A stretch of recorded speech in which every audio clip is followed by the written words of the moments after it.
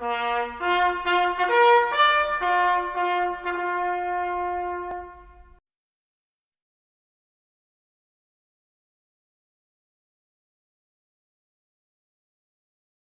Libby. Thank you, Mr. Chief Justice, and may it please the Court. The Stolen Valor Act criminalizes pure speech in the form of bare falsity, a mere telling of a lie. It doesn't matter whether the lie was told in a public meeting or in a private conversation with a friend or family member. And the law punishes false claims to a military award regardless of whether harm results or even is likely to result in an individual case. What is the First Amendment value in a lie? Pure lie. Just a pure lie? There can be a number of values. There's the value of personal autonomy. Value of what? Personal autonomy. That we get. What does that mean? Well, that we get to exaggerate and create. No, not exaggerate. Lie. Well, when we create our own persona, we're often making up things about ourselves that we want people to think about us, and that can be valuable.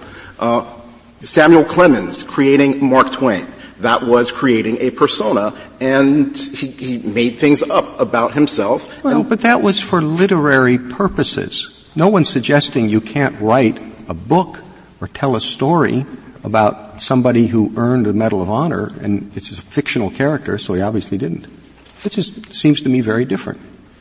Perhaps. But there are other things. In addition to the fact that people tell lies allows us to appreciate truth better. Do you really think that there is that there is First Amendment value in a bald-faced lie about a purely factual statement that a person makes about himself? Because that person would like to create a particular persona. Gee, I won the Medal of Honor. I was a Rhodes Scholar. I won the Nobel Prize. There's a the First Amendment protects that? Yes, Your Honor, so long as it doesn't cause imminent harm to another person or imminent harm to a government function. Obvious example that used to be, are there Jews hiding in the cellar? No. Well, that's right. And that's not a statement about oneself. This is are you hiding Jews in the cellar? Excuse me, sorry.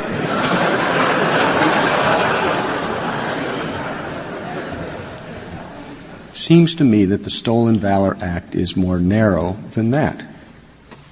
And I would say in that situation you would not describe what the individual in Justice Breyer's hypothetical was as simply telling a false statement about himself. It is about whether there is someone hiding in the attic.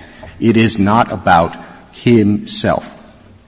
Well, perhaps just dealing with an example under the Stolen Valor Act. If a grandfather were to make up a story that he had won a medal in order to persuade a grandchild to join the military. It seems to me that that's missing the limitation that the government has read into the statute. Not damage, not for parody, not to avoid the discovery of someone who should be hidden, not in order to do something with respect to one's grandson. It's just a purely false statement about oneself. What is the First Amendment value in that again? Well, another value is the fact that the purpose of the First Amendment was a limit on government power. Our founders believe that Congress, as a general principle, doesn't get to tell us what we as individuals can and cannot say.